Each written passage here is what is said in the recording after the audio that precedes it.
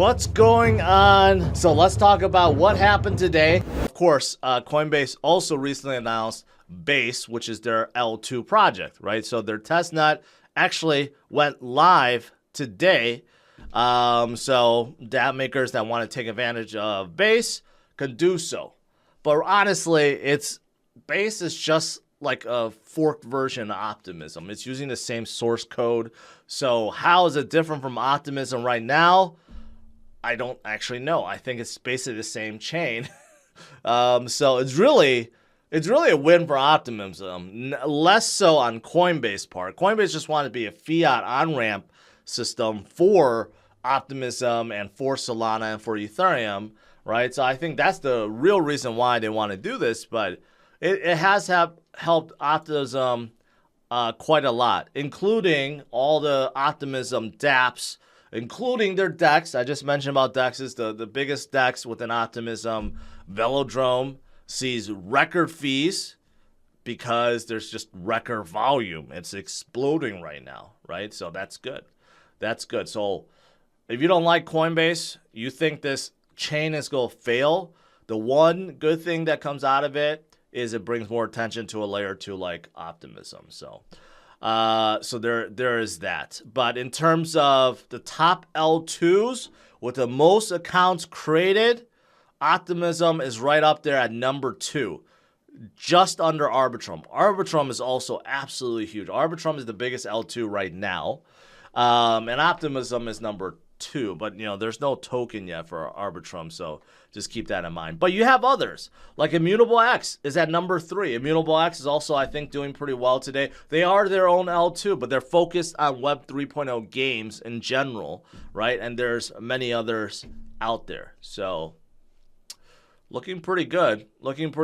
And last thing about Optimism I found out is they are upgrading. There is a Bedrock upgrade that's coming that will give faster deposit transactions, bring lower gas fees, more predictable block production in Ethereum equivalents, meaning that more code from Ethereum is going to be compatible with Optimism. So this is also coming, which could be really, really good for Optimism itself.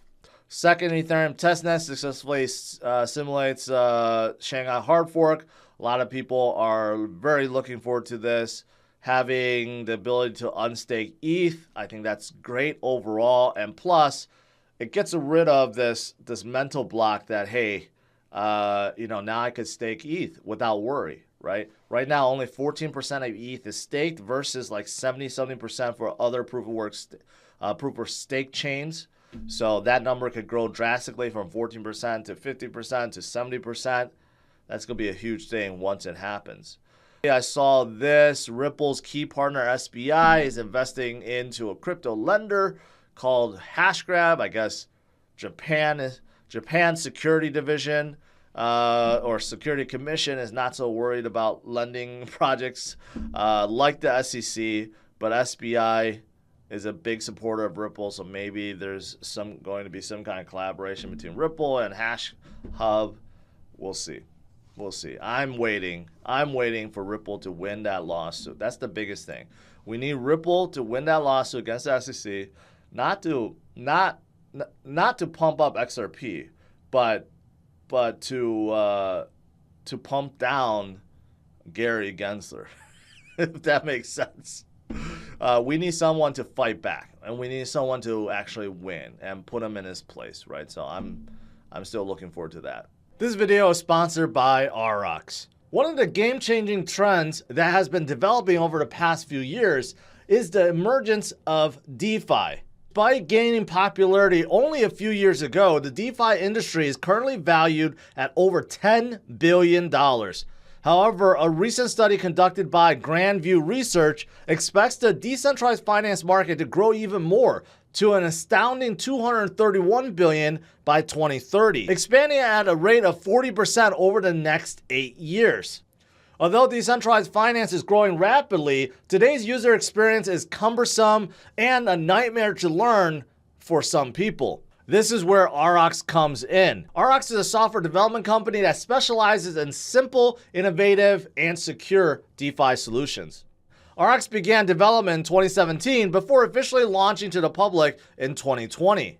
One of the most attractive features RX offers is its trading terminal, which is integrated with over 50 exchanges and over 100,000 trading pairs, providing plenty of optionality for any kind of crypto trader. It also includes access to order book data, premium trading cards, and API trading, all completely free. RX also offers a sleek and secure wallet. The RX wallet is a top-of-the-line solution for managing your digital assets that offer transaction simulation, gasless swaps, and advanced securities, all within an extremely friendly interface, with the mobile version scheduled to be released in Q1 of 2023.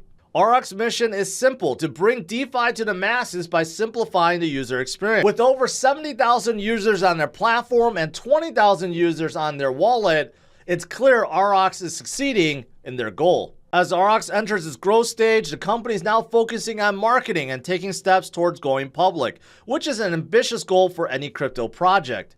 Just last year, RX raised $5 million, and they are now offering a regulated crowdfunding investment round. The CF round is filed with the SEC and allows US citizens to participate and invest, whether they're accredited or not. RX is on a mission to bring DeFi to the masses. If you want to join RX and you want to learn more about the CF round, make sure you click on the URL in the description of this video. See a big push now, a big push into metaverses.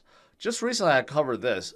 Sandbox, one of the biggest metaverses out there, they partnered with Saudi Arabia to, it's just a general partnership for some general future metaverse plans, right? And, you know, they're not the only ones. Now we're hearing about like large Japanese firms planning to develop a Japan metaverse economic zone. Same thing. It's like, you're talking about like whole countries, whole cities that's planning for the metaverse, right? You know, it'll be interesting how the future will be for metaverses. Right now, we know has been a gigantic failure for Meta, and some of the other firms that got in kind of got out, like Microsoft kind of got out, and all these others got out. But who knows? Who knows? Maybe there'll be huge virtual cities to visit in the future, but these guys are trying to prepare for it. Another company that's going to be in the metaverse, Yuga Labs, who's behind like all the big name NFTs now, like CryptoPunk and Bored Ape and Mutant Ape and the other side, right? I'm still waiting for other side to come out. But they're also jumping into this craze, this NFT craze for Bitcoin. So they have just announced they will be coming out with something called 12-fold, a limited edition collection of 300 pieces inscribed on Satoshis on the Bitcoin blockchain. I think this is brilliant on their part. It's going to be auctioned off soon, but each one will probably be like worth a gazillion dollars because there will only be 300. And this will be on a blockchain, right? What's interesting about this is, and people haven't thought about it, is you have to provide it with an empty wallet, empty Bitcoin wallet. Everything will be bidded with Bitcoin.